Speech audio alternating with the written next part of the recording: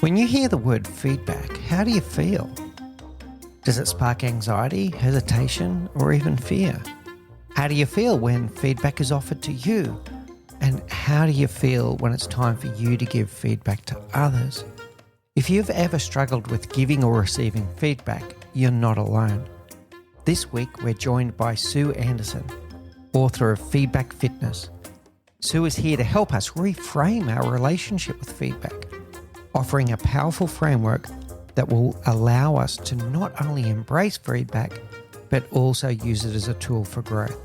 We'll dive into how to overcome those limiting beliefs, address the emotions tied to feedback, and ultimately build a feedback culture that's constructive and empowering. Stay tuned. Sue's insights are truly transformative. Hey everyone, and welcome back to the Leadership Project. I'm greatly honored today to be joined by Sue Anderson. Sue is a coach, a speaker, and the author of 3 books, Unbullyable, Unshakable at Work, and her latest book, the one I'm holding up now for those watching on the video, called Feedback Fitness. And that's going to be our focus today, about giving and receiving feedback and why it's such a hurdle for many of us in the workplace, and a framework that Sue has developed that can help us to do it with more precision and with more value. So without any further ado, Sue, I would love for you to introduce yourself to the audience, and I'd love to know what inspired you to write this book about feedback fitness. Great. Thanks, Mick. Hi, everyone. What about me? So I'm Sue Anderson. I live in regional Victoria, Ballarat, and I work mainly with teams, leaders, organisations. I work as a coach, so a lot of one-on-one coaching, which means I have a lot of confidential conversations with leaders, and something that comes up again and again is, struggling with feedback. I also work with teams, so I work with teams that are high conflict. And again, what I've seen in those teams is the conflict or the tension has resulted from feedback not being offered very well. I do leadership programs, and what else do I do? I think that's probably enough for now, but it gives you the idea, I'm in the workplace talking, having lots of confidential conversations with leaders and people at all levels in the organisation as well. Yeah, really good. The word feedback does get a visceral reaction from some people. You even start your book with something like that. It says something like, hey, I have some feedback for you. And the reaction that people can have to even the word feedback can be quite negative and emotional for them. What do you think has happened in the world that feedback is a dirty word like this? It is. It really is. So even if you're listening along, just have a think about, when you hear the word feedback, what comes to mind straight away? And I've asked thousands of people this question. And typically they'll say things like, oh, it means I've done something wrong. That's a really, really common answer. Every now and then people will say, oh, it means opportunity and growth. So they've got a different belief about feedback. So I honestly think we all walk around with a backpack filled with our feedback footprint. So in that backpack, we've got our very first experiences of feedback in the workplace. So think back to when maybe you got a part-time job when you're a teenager. Most people, when I ask them, can think of, oh yeah, someone offered me feedback and it really helped me and it helped me feel more confident. Yet other people will say it was awful and I felt humiliated or belittled. So we've all got our beliefs, our experiences, our values, our history of feedback, and we carry that around with us. So if your belief is receiving feedback is scary, awful, dangerous, and I'm going to feel silly, that's going to show up in your behaviors around, do you actively ask for feedback or do you try and avoid it? So I really like to explore people's beliefs about feedback before, teaching them any skills, because it's kind of like if you went and did a public speaking course, you can have all the skills, you can know where to stand, what to do with your hands. But if your belief is still public speaking is terrifying, you're still going to you'll try and avoid it. So, yeah, that's where I always start when I'm working with people. What do you believe about feedback? Yeah, it's really interesting. And the story that we tell ourselves about it is very powerful, and that's going to grab hold of us. We're at risk here of turning this into a one-on-one coaching session here for a second, Sue, but I'm going to share some of my beliefs because I know that this is incongruent and inconsistent, right? So my belief as on the receiving end of feedback is that feedback is a gift, that it's an opportunity for me to learn and grow. And I would be mortified if I was doing something wrong that was making someone else, upset or their life more difficult than it needed to be, and they didn't tell me. So I'd be mortified if the feedback wasn't given. And when the feedback is given, of course, your confidence or your ego takes a bit of a hit, but then you go, okay, I'm going to work on this. I'm going to grow from this. But here's the thing, then as a leader giving feedback, I hold myself back. How can that be? That's a incongruent situation. Yeah, I hear what you're saying. And look, you're not alone, Mick. So when you think about, and I like to say, instead of giving feedback, I like to say you're offering feedback, because giving feedback sounds like the other person has no choice. Here, I'm just going to give this to you. Whereas if you're the person offering the feedback, you're putting it out there, and then you're empowering the other person to decide if they're going to accept the feedback, consider the feedback, and take the feedback on board.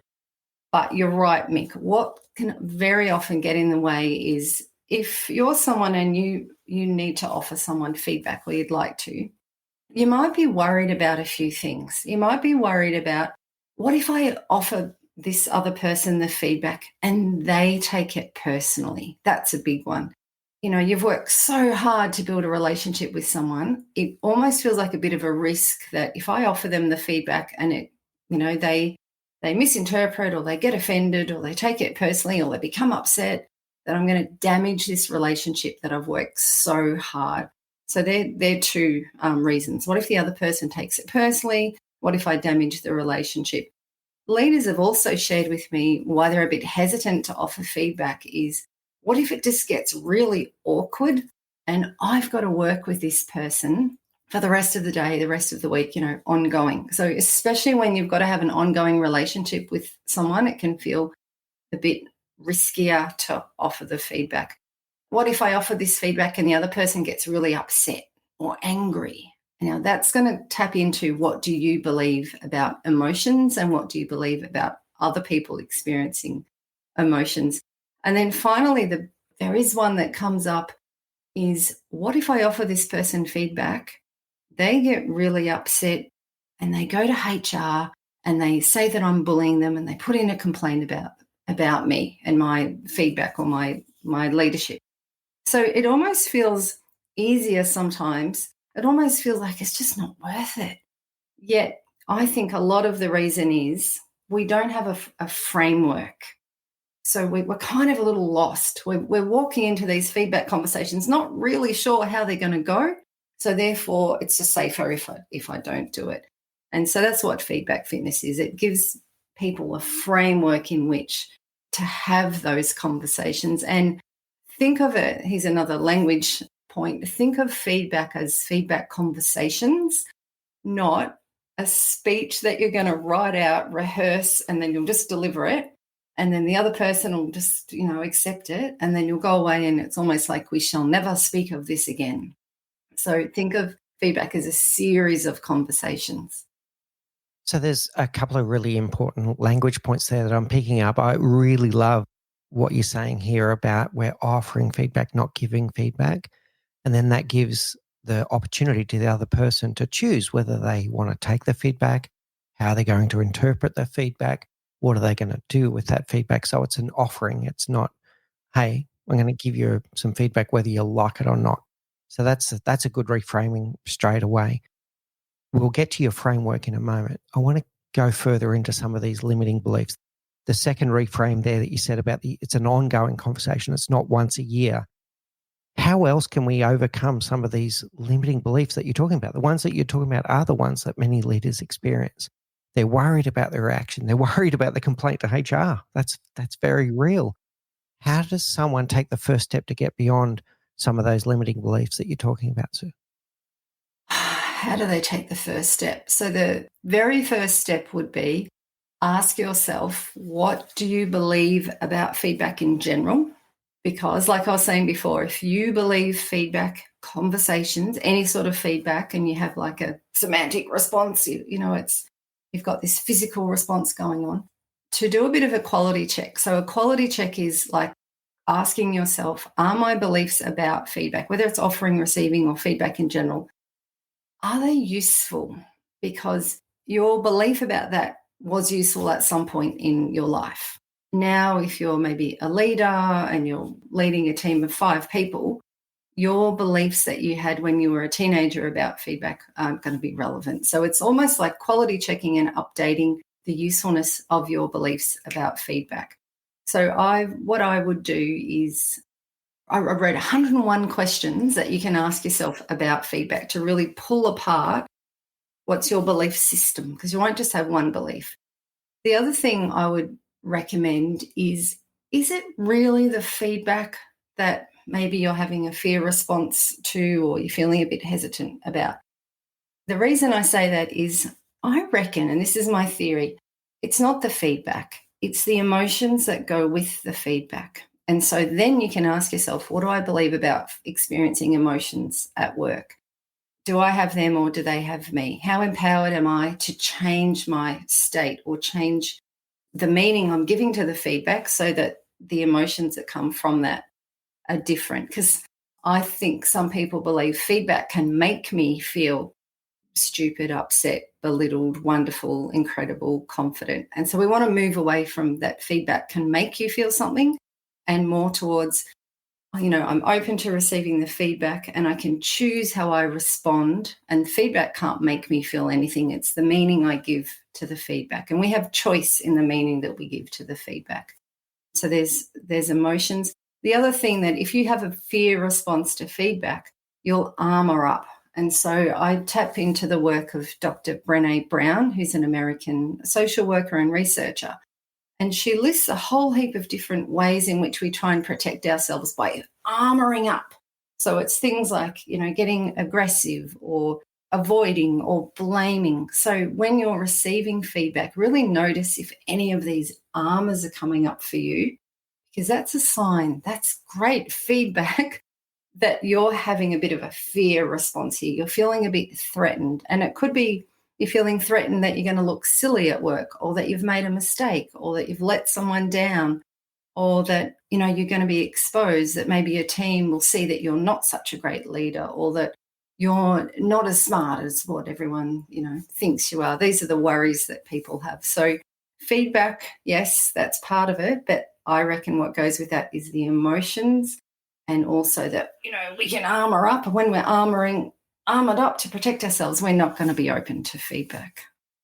Yeah, really good. So I'm going to share a few things that I'm taking away from this, and you've already given me something I'm going to work on after this show and throughout this year. We're started 2025, so this is a great opportunity for us to work on this throughout this year.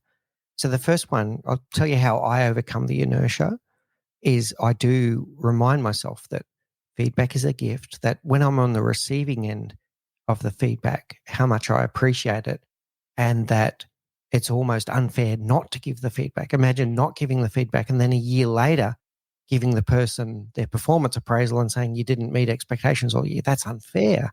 That's unfair to not give them the feedback. So feedback is a gift and it's unfair to hold back the feedback. That's what gets my overcoming inertia. The thing that you've got me thinking about now is then the emotion. And I'm thinking about it from both the receiving and the offering part here. What are the emotions that I'm worried about as the offerer? What am I worried about here? What is this emotion? Why this emotion? What is this emotion telling me? Is it the fear of the awkwardness? Is it the fear that I'm going to upset them because I'm a bit of a people pleaser? And processing that emotion. And then on the receiving end, they're going to have their own emotions, but they can choose how they respond to those emotions. And it's not on me to choose for them or to invalidate their emotions. It's for them to decide how they're going to respond is something that I'm taking away here. Maybe I shouldn't overthink that. Allow them. They're a human being. They can control their own emotions. And then the third one, this armoring up. And I'm thinking of it in two ways. Is the offerer armoring up? And is the receiver armoring up? And if we're both armoring up, the value of the conversation is going to be greatly diminished. We're just going to be, it's not transparent anymore. It's not open. It's not vulnerable anymore. It's not going to work. How does that sit with you? Yeah, that's exactly right. It doesn't work. It doesn't work. So I imagine, a knight in shining armor, and they've got the full metal outfit on, even the helmet, they've got the feather out the top, and it's almost like I can't hear the other person because I've got this metal around my head, and they can't hear you talk because you've got metal. So yeah, if you've got two armored up people, it's just the feedback doesn't work, and it doesn't work. And so you've got the danger in organizations of so much lost opportunity, lost learning, because feedback conversations are not happening, or they're happening, but like you're saying, they're not happening to a very high standard. And there's so much lost opportunity and lost time. And I was talking to someone just the other day, and it wasn't just the other day because we've just had a Christmas break. It was probably a month ago, and they said, I resigned from an organisation because I was not getting feedback. I was asking for feedback and I was not getting. And they said, if I'm not learning and growing in the role, I am going to leave. And so they left.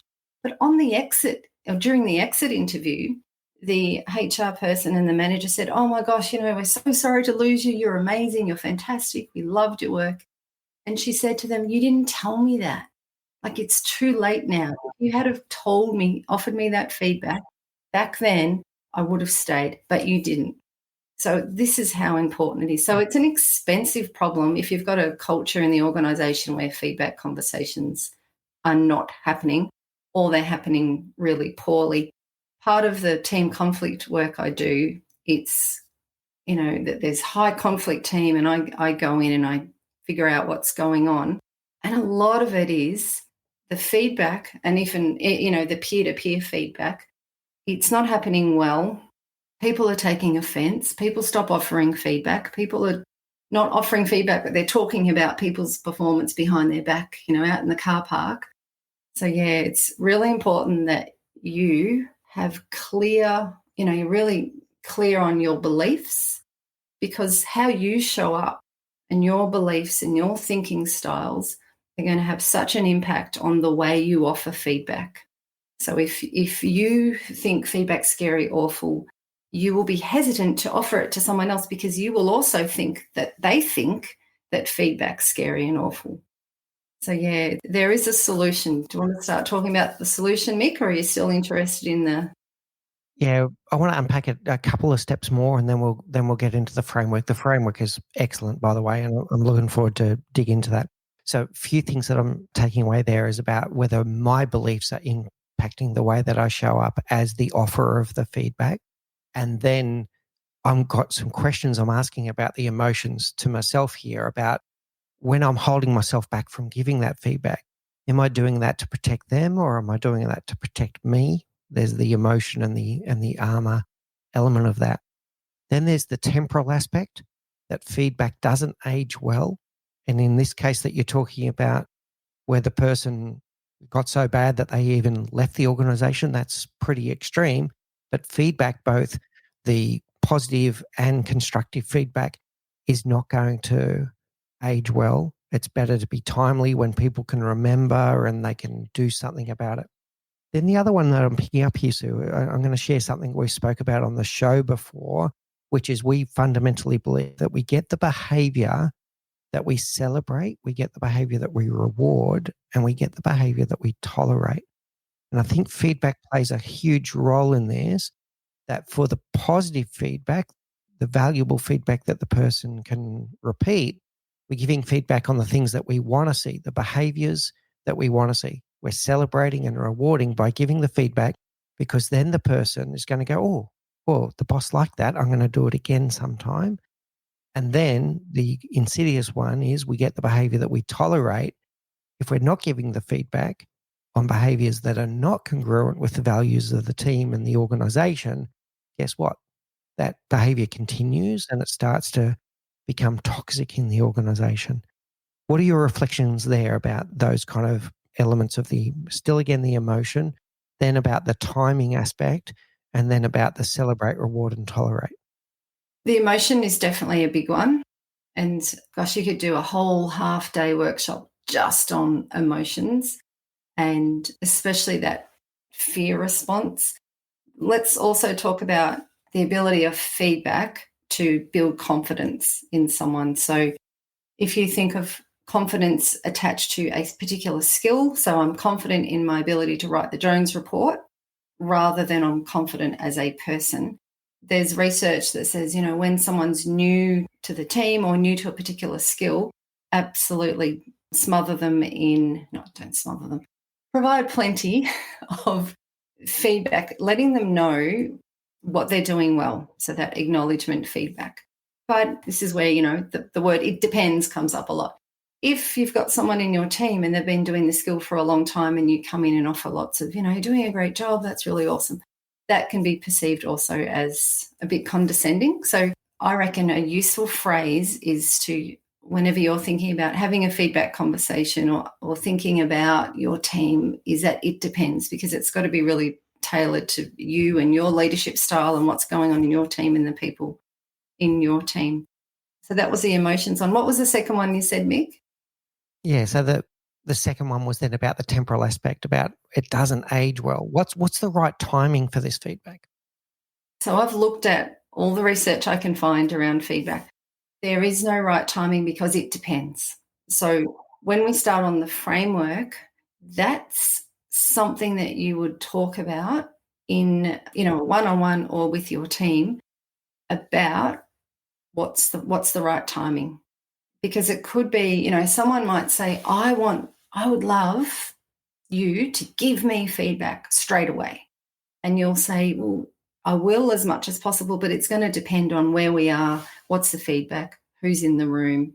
So, that you can look at the research and, there's one research that says, offer feedback at least every week and formal feedback every 3 months. And I think, no, there's too many factors. It really does depend. It depends on your relationship, the person, their style, their preference, which we can get into when we talk about the framework. But the importance of that acknowledgement feedback, so the acknowledgement feedback is, this is what you're doing really well. That comes through again and again as important, even if that person's been, working in your team for a long time. Most people, we can talk more about this later, but most people, they really appreciate that you've noticed that, they've been persisting or that it's been hard at the moment and that they keep showing up really well. So, but we'll get into the 3 types of feedback later. All right, really good. So let's get into the framework now. So you've given it an analogy similar to fitness, so feedback fitness, and you talk about a warm-up, a workout, and then a cool-down. Talk us through the major phases of the framework. Yeah, sure. So I'm a runner. So it was based on the metaphor of whatever sport you do, but you wouldn't go and do a hard workout. You wouldn't go and, run 100 meters, sprint down the track in spikes, coming out of starting blocks, flat out, without first doing a warm up. So because the chances of you hurting yourself are higher. Not to say that, you would definitely hurt yourself, but the risk is really high. And you're going to perform better from a workout. So most people can relate to the idea of do a warm up before you do the workout. So think of the warm up phase as the first start in the framework. So if you've ever been in the situation where you're like, I don't know how to do this feedback thing, I should know. I've been a leader for 7 years, but I still don't know how to do it. You might never have had a good role model in feedback, because if you think about it, a lot of feedback conversations happen in private. So you haven't got to see and observe that. So start with your warm-up. So think of your warm-up is your preparation. So if you don't like the metaphor, the warm-up is your planning and your preparation. And this is a conversation that you have with whoever you're going to be having ongoing feedback conversations with, where you're setting the scene for all your future feedback conversations. So in a nutshell, it's a meta conversation. You're talking about feedback, but you're not actually offering any feedback in this warm-up conversation. So this could be a once a year bigger conversation. You could do it one-on-one or you could do it as a team. And you're talking about just like we were talking about before, Mick, you're asking the other person about their beliefs about feedback, about their feedback experiences. You're asking them, how do they like to receive feedback? You're asking them things like, the timing around feedback.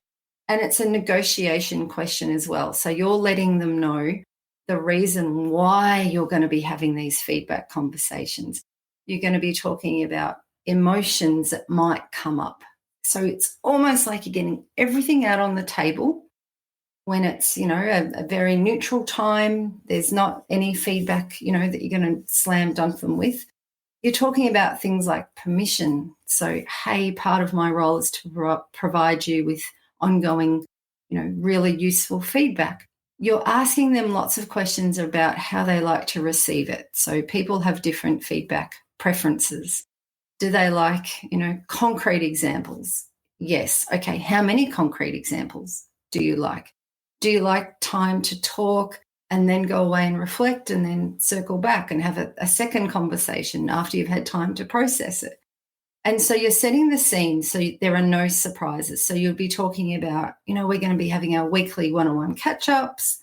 So you're planning it all out so that when it comes to having the workout, which is the workout is where you're actually having the feedback conversations, there are no surprises. Everyone's really, really clear on what's going on. So it gives people confidence in you and how the future feedback conversations are going to go. So I reckon this warm-up's for both the person offering the feedback and the person who's going to be receiving the feedback. I think it's really good in terms of setting expectations for both so that there is no surprises.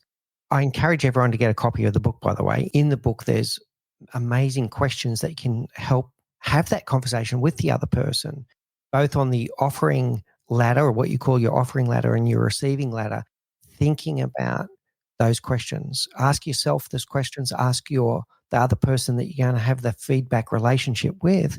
Ask these questions to help you understand the feedback relationship that you're going to have. I think that's wonderful.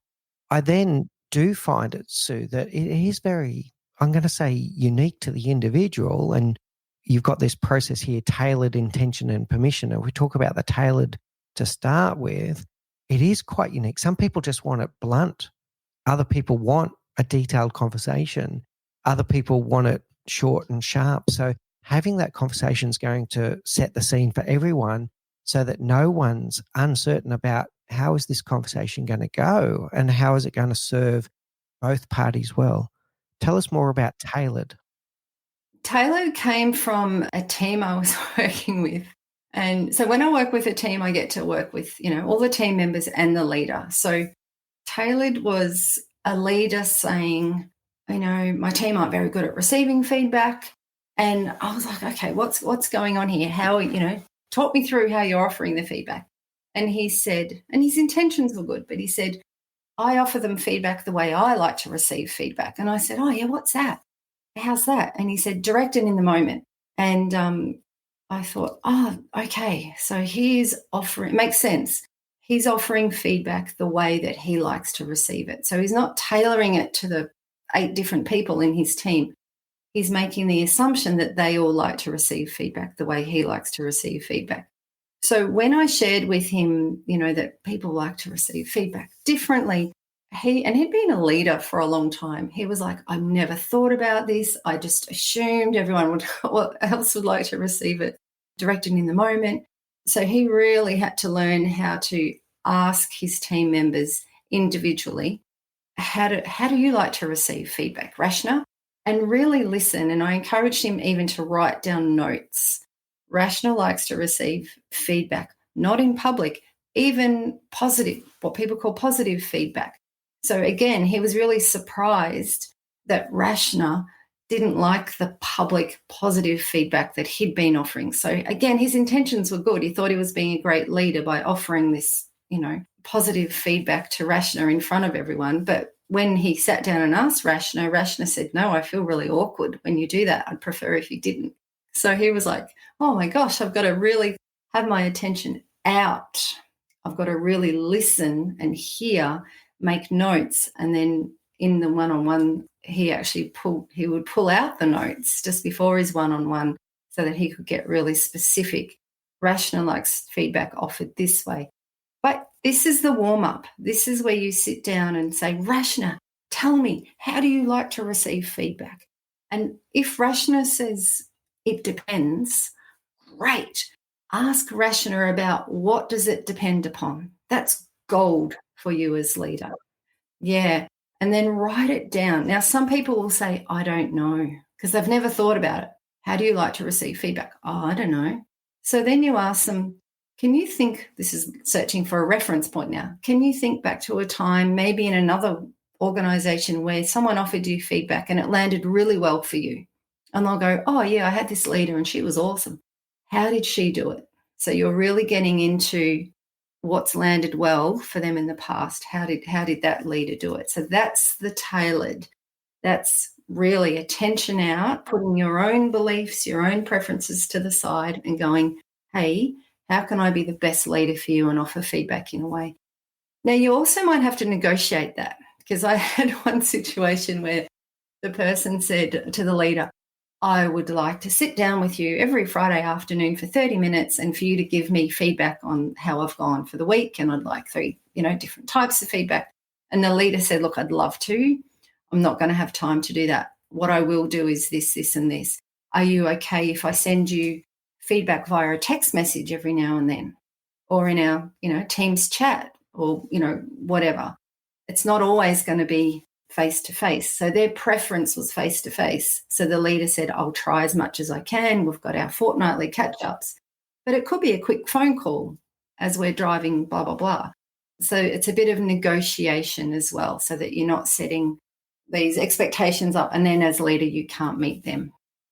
Yeah, really good. I like the negotiation and the conversation element of that.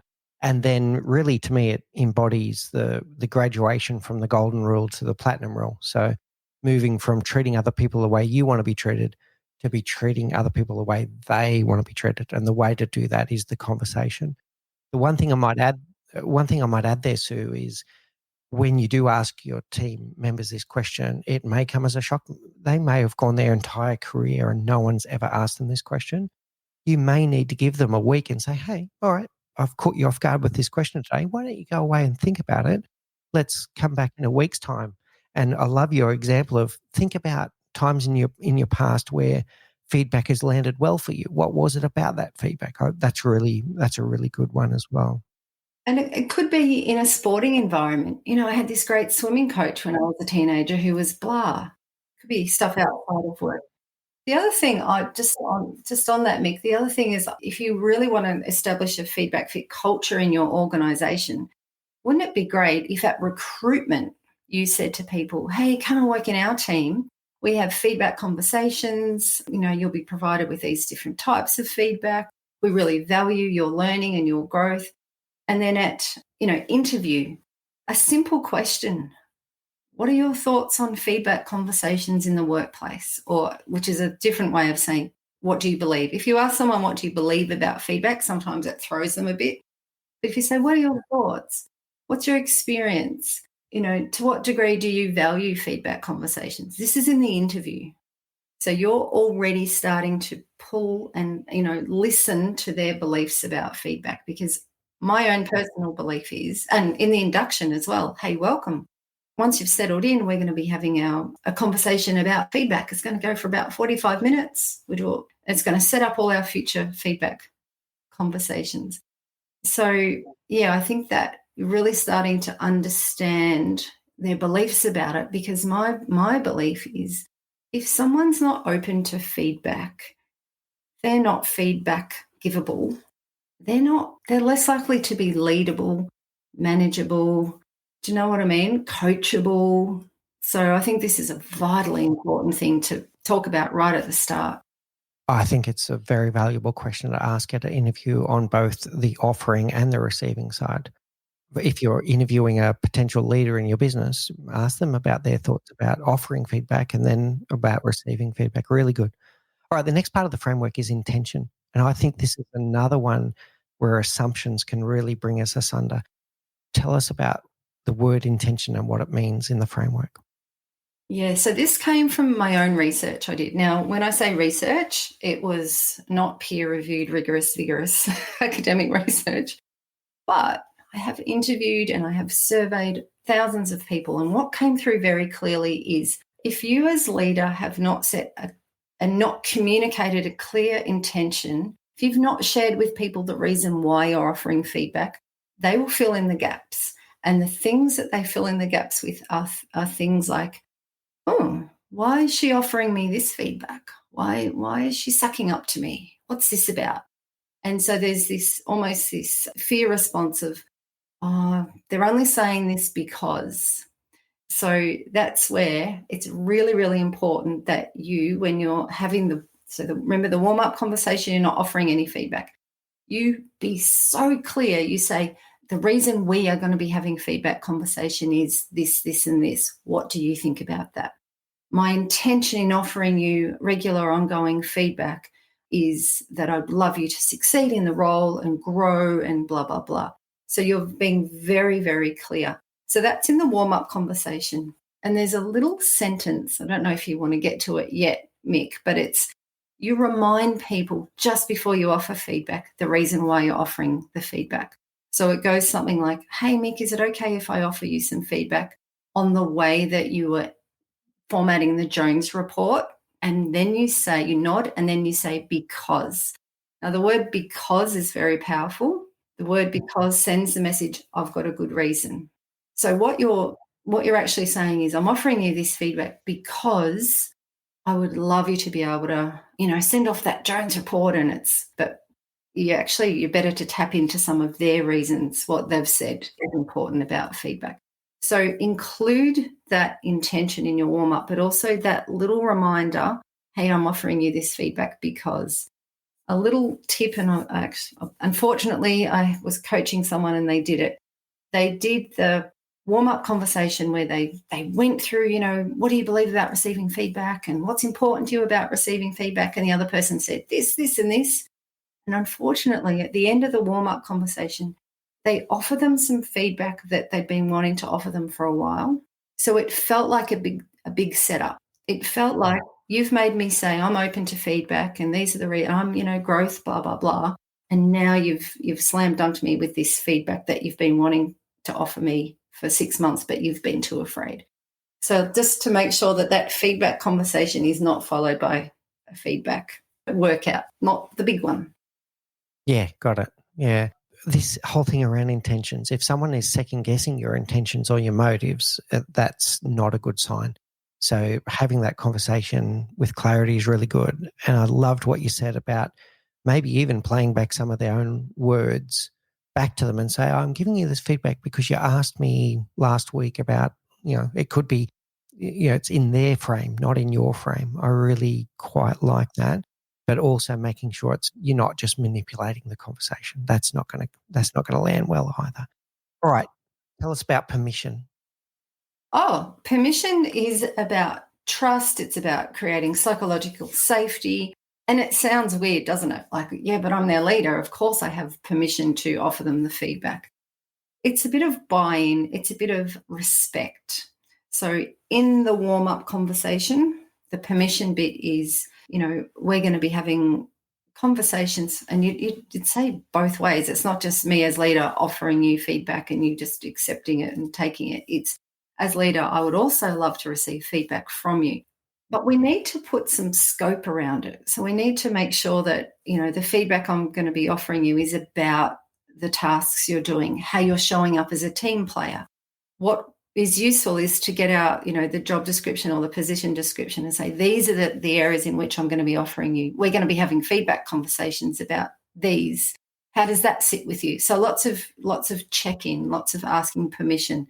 What I'm not going to be offering you feedback on is your parenting or what you're eating for lunch or what you choose to do on the weekends. That's out of that scope of permission.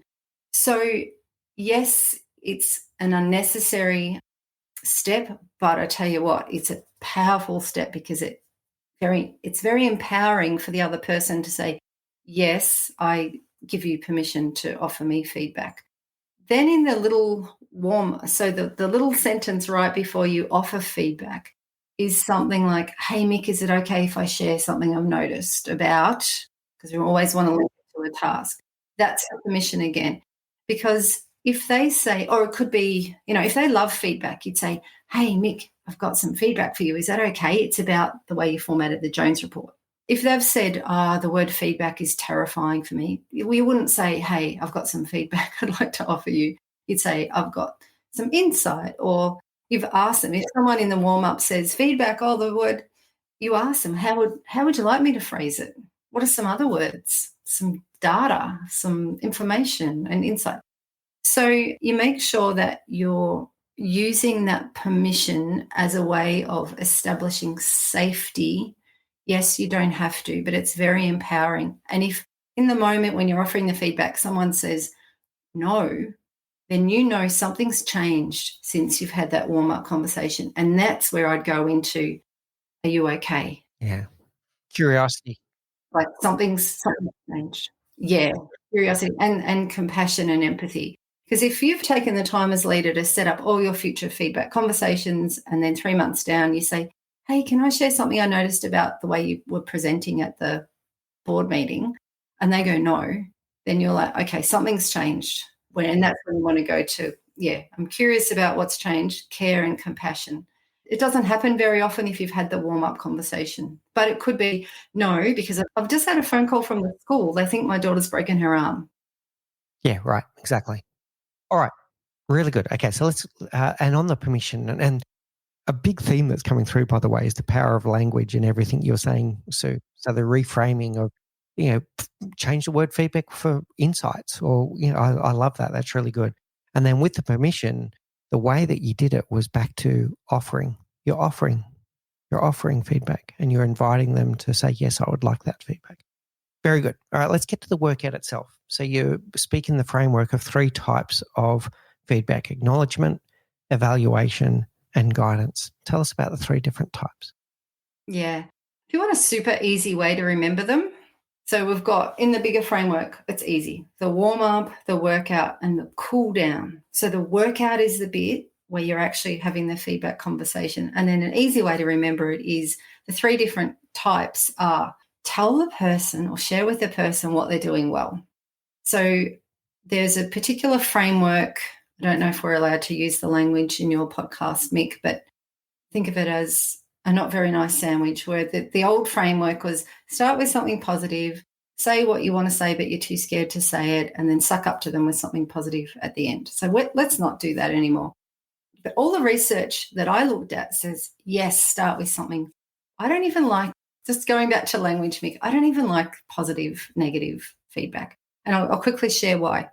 Well, first of all, it's not you as the feedback offerer. It's not you deciding if the feedback was positive or negative. It's actually the person who's receiving the feedback that decides that. So I never say positive. I say, is the feedback useful for the person receiving it? Because how do you decide if feedback's positive? Is it positive because it was delivered in a way that you like and you felt great, but you couldn't do anything with it? So then it's not really positive, not very useful. Or you might have felt really uncomfortable receiving the feedback, but it was the most useful golden feedback you've ever received. So do you say that's positive or negative? So I stick with, is it useful or not useful? So back to acknowledgement feedback, the very first one, you start with, this is what you're doing well. And you're acknowledging the things, it could be that you're acknowledging the outcomes, their performance, but it's more than that. It's acknowledging the way they're showing up. So they're showing up and they're patient, or they're calm, or they're bringing humor to the group, or, you're acknowledging things like, we've had 3 general managers in the last 6 months, or we've just had a restructure, or there's been a fire or a flood or blah, blah, blah. That's super important that you start with, this is what you're doing really well. But it can't be fake. So we're not going to do fakey stuff. And so you tell them what they're doing really well. Then you follow with evaluation feedback. So we've got acknowledgement, evaluation, and guidance. Acknowledgement, this is what you're doing really well. Evaluation is, this is how you're going, and this is the important bit, according to expectations. Followed by guidance, this is how you can do even better. So if we go back to evaluation, You are in the role now of qualified assessor. This is you, the feedback person offering the feedback. You're in the warm up conversation. Have a conversation about, I'm going to be offering you 3 different types of feedback. These are the 3 different types. It's the evaluation feedback, the middle one, that most people struggle with. And it goes like this: I'm going to be offering you feedback on these expectations that are linked to your task. I'm going to be letting you know how you're going. So for someone who's been in this role for 6 months, we would expect their performance to be here. I'm going to be letting you know whether you're below the expectation, meeting expectation, above expectation, but you wouldn't use those words. I'm going to be letting you know how you go. Now, for someone who's new, they go, oh, thank you so much. Great. I really want to know how I'm going according to the expectations. The most important thing I reckon here, this is the one, evaluation feedback is the one that most people struggle with offering. They don't talk about it in the warm up. So they don't talk about, these are the things we're going to be measuring.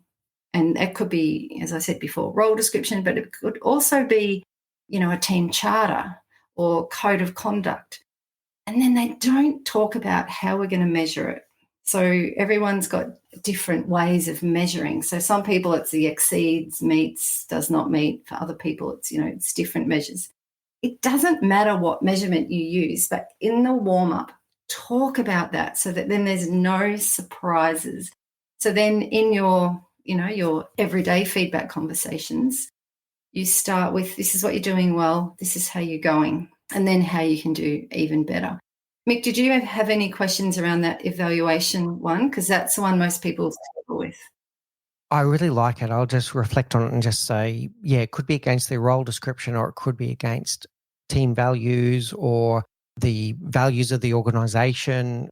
This is really about, instead of having values that are on the office wall plaque that no one ever refers to, it's like, all right, here's some feedback. In our organization, we pride ourselves on our collaborative behaviors. I'm giving you some feedback today on how you are being collaborative or non-collaborative, and are you meeting expectations of collaboration or not non-collaboration? That was my takeaway from that. I really like it.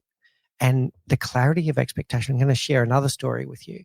I feel that a lot of people are going home from work at the end of the day, scratching their head going, did I meet expectations today or not?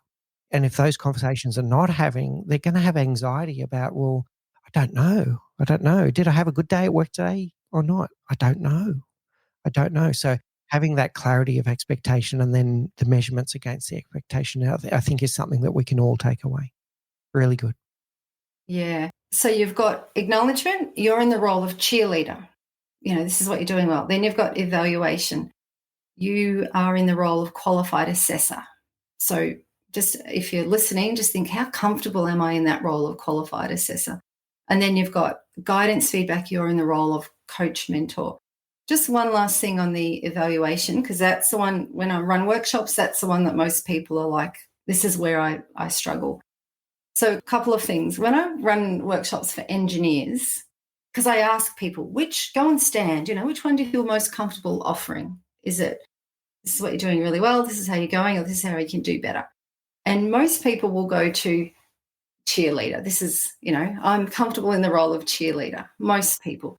Yet when I did the research, that's actually rated the least useful to receive, which is interesting. So let's say 60% of the room will go over to cheerleader, 40% will go to guidance, because they'll say, I love growing and developing my team, and, they love that role of coach mentor, which leaves 0 people standing at the evaluation. But when I run workshops, feedback fitness workshops for engineers, about 40% of them go to the evaluation feedback. And so I'm curious. I'm like, wow, this never happens. What's going on? And I say, what is it about this one? And they say, well, it's black and white. I've got numbers, I've got measurements. There's no human fluffy stuff, was what one of them said. So if it helps, link evaluation feedback with a number, a measurement. And how do you do that when it's, a soft, it's Rashna's rolling her eyes every time Dave speaks? So how you do that is you'd say, Hey, Rashna, is it okay if I offer you some feedback about what I'm observing in our team meetings? Because I know being a team player is really important to you. Is that okay? And Rashna says, yeah. And then you stick with numbers. What I observed in our last team meeting this morning was 3 times when Dave spoke, I observed you rolling your eyes. And then I'd be quiet because I'm just bringing it into Rashna's awareness for her to make meaning of it.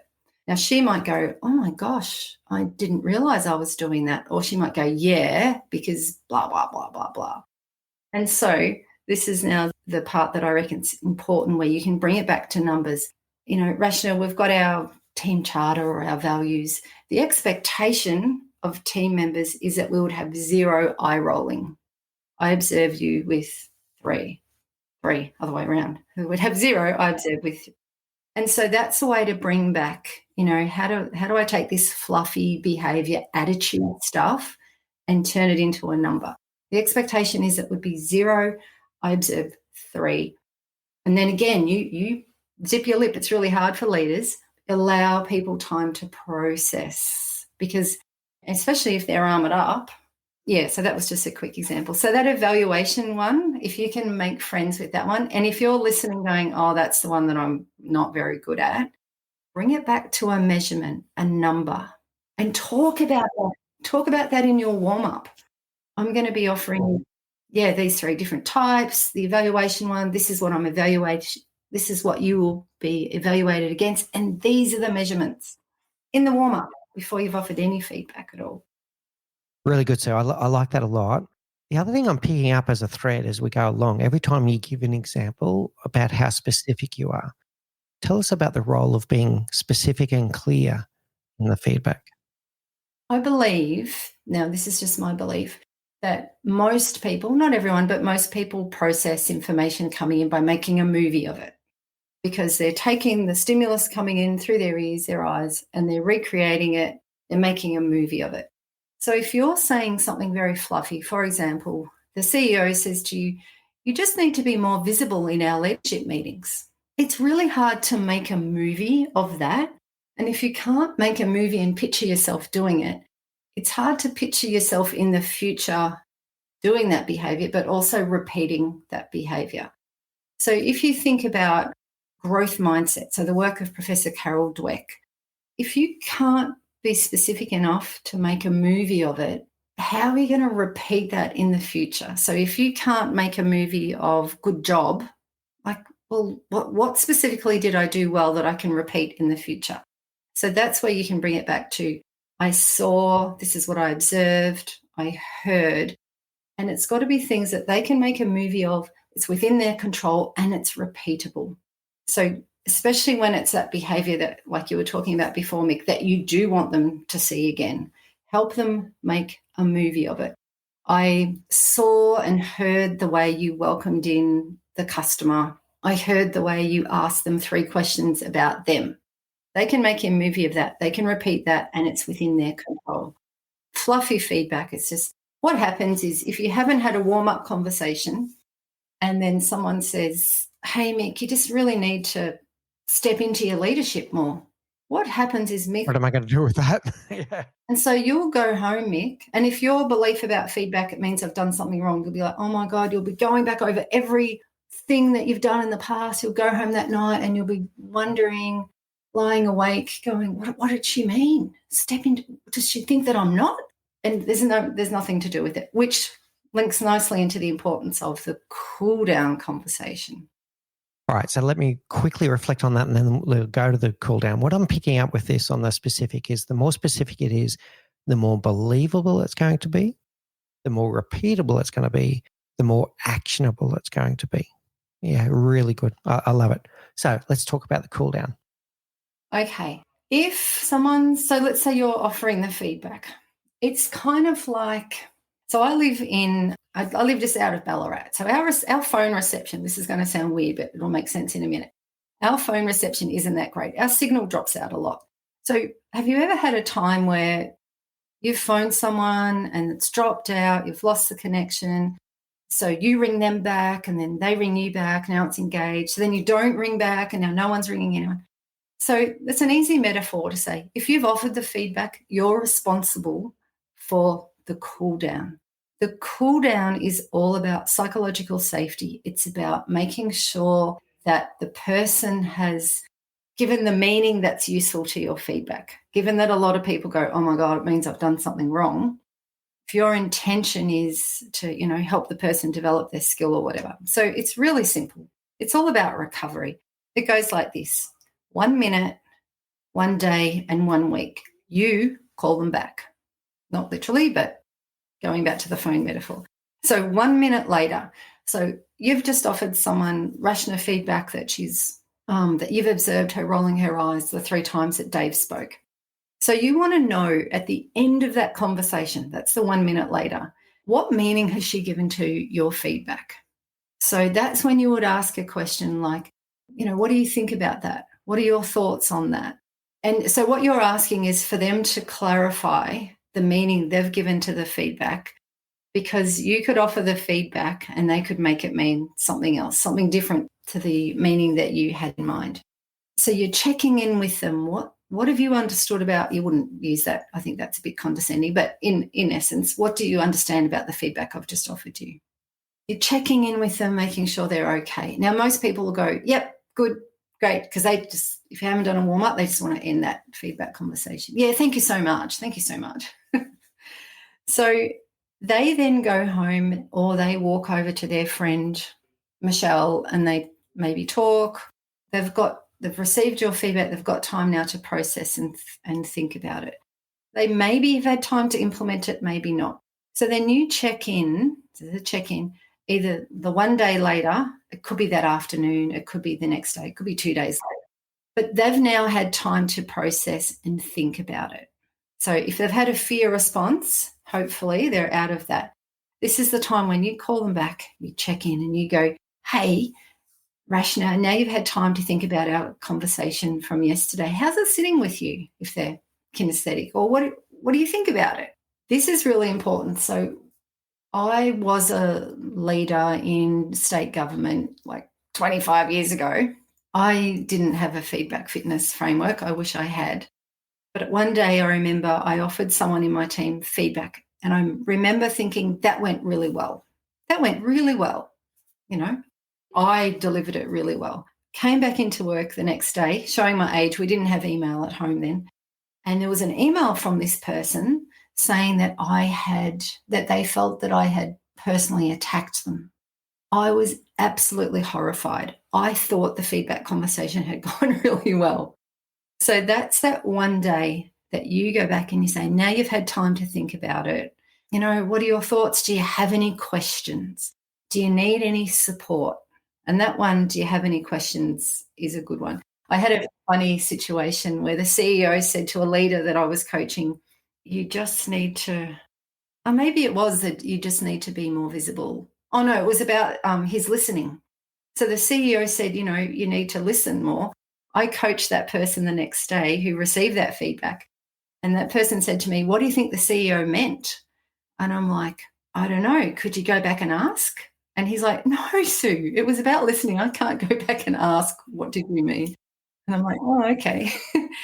So you've got the 1 minute straight away, the 1 day, and let's be real here. A lot of people, if they're not doing the warm up, they're worried about I've damaged the relationship.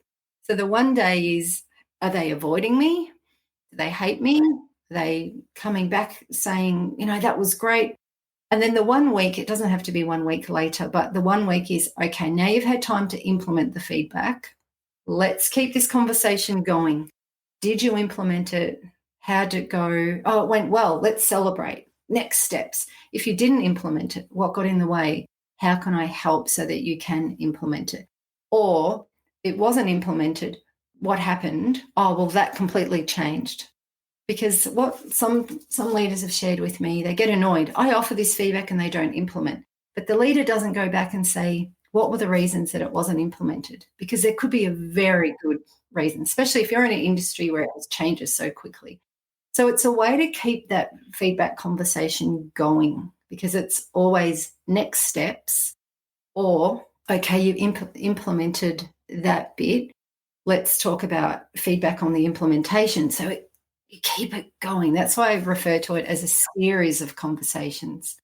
Yeah, so that's the warm up, the workout, the cool down. So imagine this: you're a leader. You've done no warm up conversation. You don't offer any acknowledgement feedback. You let people know how they're going. You don't offer any how they can do better, and you don't do a cool down. That's where feedback goes really pear shaped, and that happens. Really good, sir. I want to reflect a little bit on the cool down. I think it's really important. I was picking up three things. I want to play it back to you and see what you think. So the first one, in that cool down, we're also checking common understanding of what we just discussed. Is the person taking away what I'm taking away from the conversation? To avoid the Treaty of Waitangi, this is a New Zealand reference, apologies, but the Treaty of Waitangi was signed more than 140 years ago between white settlers and the Maori people of New Zealand. And for 140 years, people have argued about what it actually meant, right? So are you walking away from the conversation with the same understanding? And this is the problem with the shit sandwich, by the way, to come back to that. You're leaving it up to them as to what are they taking away? Are they taking away the bread, or are they taking away the meat of the conversation? So if you're not checking in, you may be walking away from the same conversation with a different understanding of what just happened. The second was the emotional layer. How are they feeling about the conversation, the psychological safety, etc. The third, which is a bit meta, did the feedback cycle work? So you're actually practicing getting better at feedback during the cool down by going, okay, what worked well in that feedback that I gave you? What worked well? Not just about the feedback, but about how I gave you the feedback or how I offered the feedback. What worked well, so that when we have our continual conversations, the next one will be even better, because we're getting better at feedback every time we go. So that were the three layers: being, checking in, did we have the same understanding? Checking in on the emotion and the psychological health of the person. And the third, how did the feedback go? How does that sit with you? Yeah. And that's a great summary. Thanks, Mick. And you're being a role model then of I'm open to feedback. Give me feedback on my feedback. Yeah, good. Yeah. Yeah. And so in the warm up, if you're the leader and you're asking them their beliefs and how do they like to receive it, it'd be a great opportunity to say, hey, feedback goes both ways. If you've got some feedback from me, but again, be really clear on your scope, on my leadership style or blah, blah, blah. How I like to receive feedback is this. So you make it really easy for them to offer you feedback, because let's be honest, people feel pretty uncomfortable telling their boss how to do their job. So if you can set up that safety where, I'd love feedback from you as well. I'm open to it. And then for you then to action that by in the cool down saying, how'd I go? You don't have to do it every time. So just wanted to clarify one more thing that comes up with the framework, because it's the warm up, the workout, and the cool down. When sometimes I've been offering workshops, leaders have gone, oh my God, Sue, we don't have time to do a warm up, a workout, and a cool down. And I say, no, you only have to do the warm up once. That's the bigger conversation. That sets you up for the rest of the year. So maybe 45 to 1 hour once a year. I prefer one-on-one because you get to understand each person's beliefs, the way they like. You can tailor it to the way they like to receive feedback. You can use real examples. You can talk about, I'm going to be offering you feedback on this particular project. You can talk about things like, what will we do if we don't agree on the feedback? What will we do if one of us armors up? What will we do if one of us experiences emotion around this feedback? So that warm up is just once a year. You don't have to also do the 3 different types. So the workout remembers this is what you're doing well, this is how you can improve, and this is what you're doing well, this is how you're going, and this is how you can improve. You don't have to do those 3 every time, but the research was very clear. Do not offer evaluation feedback on its own, ever. So the evaluation is this is how you're going according to expectations. If you're going to offer evaluation feedback, offer acknowledgement feedback. You don't have to do all 3. You could just, 80% of the time, just do acknowledgement feedback.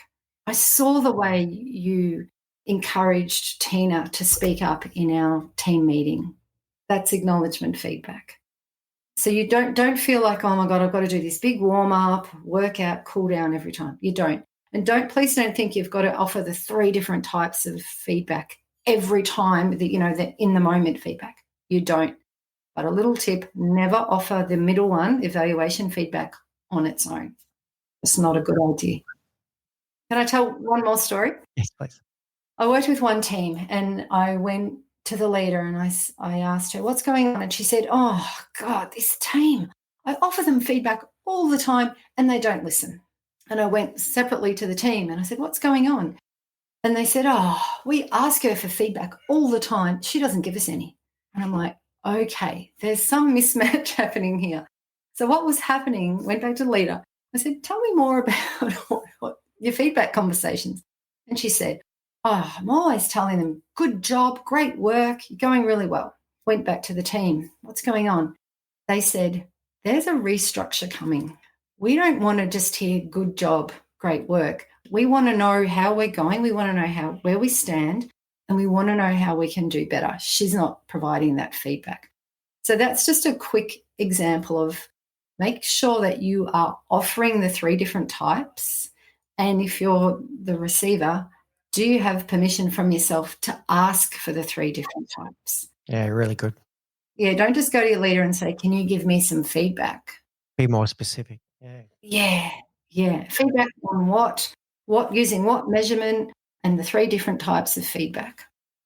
All right, so absolutely wonderful. I love that story to finish, and that really nails it, I'm going to say. So, quick summary. So, we have our warm up, our workout, our cool down.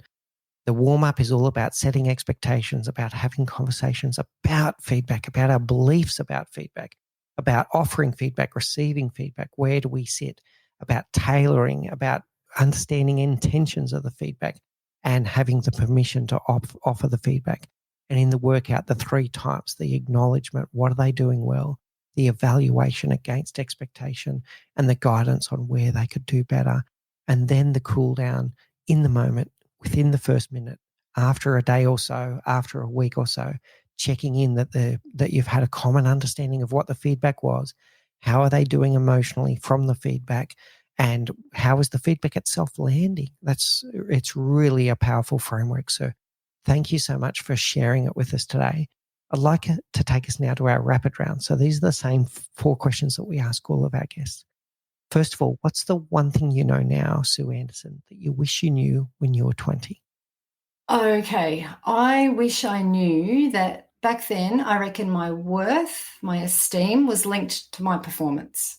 So I wish now I knew that my worth is a given just because I'm human, just because I'm here. And you don't get your worth and your value through what you do. They're very, very separate. And this links beautifully into feedback. Feedback is about your decisions, your behaviors, your actions. It's not about your worth as a person. And the reason I say that, I used to care so much about, getting everything perfect and what would people think and making mistakes. And I think that really held me back in my 20s. Now that I'm 52, I'm like, no, let's just do it and we'll see how it goes. And if I muck it up, I muck it up. I'll learn from it. Yeah, well done, sir. I love it. What's your favourite book? I've got so many favourite books. It's such a hard question. I would say in the last 12 months, my favourite book has been Brené Brown's book, Atlas of the Heart. It's all about emotions. What I love about it is and she's a researcher. She doesn't just make stuff up. She's defined emotions so beautifully. So I'm a nerd. I summarised the book. I summarised all the emotions, but her beautiful definitions of them. I use them with my coaching clients in the workshops that I run. Just the more that we can understand, label and name emotions, the more choice we have around them. Just very, very powerful, very empowering book. Love it. All right, great recommendation. Thank you, Sue. What's your favourite quote? Oh, again, so many. I like Viktor Frankl, between stimulus and response, there is a space, and in that space you have the choice. Again, it's the theme here, I guess, is choice, that you can make anything mean anything. And the stimulus could be feedback, it could be something else, but you have the power to choose how you respond to it by what you think about it, the meaning you give to it, how you feel about it, and then what you say and do. So again, that empowerment. That's where freedom lives. That's where freedom lives. Freedom lives in our choice and our the way that we choose to interpret events and how we respond to any stimulus. I absolutely love it. And finally, Sue, there's going to be people that are really intrigued about this. Feedback is something that people struggle with. How do people find you if they'd like to know more about your work, your teachings, your mediation, your sessions that you can do for organizations? Yeah, thanks, Mick. So it's just my website is sue hyphen or dash anderson.com.au. Otherwise, LinkedIn, I'm very active on LinkedIn, and I have like weekly, just little mini masterclasses. They're all advertised on LinkedIn. We take a tiny little topic and talk about feedback fitness every week, different topic. So yeah, they can find me there. Wonderful, Sue. And I'll say again about the book. I'm holding it up for people watching the video podcast. The book is amazing. It's full of great questions that can help with that self-assessment about your offering and receiving of feedback. And then it's got the framework in there. And when you read it, this conversation that Sue and I have just had will really crystallize for you. So thank you so much for sharing your time and your wisdom with us today on a very important topic. Thank you, Sue. Oh, thank you, Mick, for the opportunity. What a powerful conversation with Sue Anderson. I hope you're walking away with a new perspective on feedback and a solid framework to put it into action. In the next episode, I'll be sharing my own reflections and my own experiences with feedback, which have not all been good, and sharing my own takeaways and some actionable steps to implement Sue's framework in your own teams. Thank you for listening to the Leadership Project at mixbeers.com. A huge call out to Faris Sadek for his video editing of all of our video content, and to all of the team at TLP. Joanne Goes On, Gerald Calabo, and my amazing wife, Say Spears. I could not do this show without you. Don't forget to subscribe to the Leadership Project YouTube channel, where we bring you interesting videos each and every week. And you can follow us on social, particularly on LinkedIn, Facebook, and Instagram. Now, in the meantime, please do take care, look out for each other, and join us on this journey as we learn together and lead together.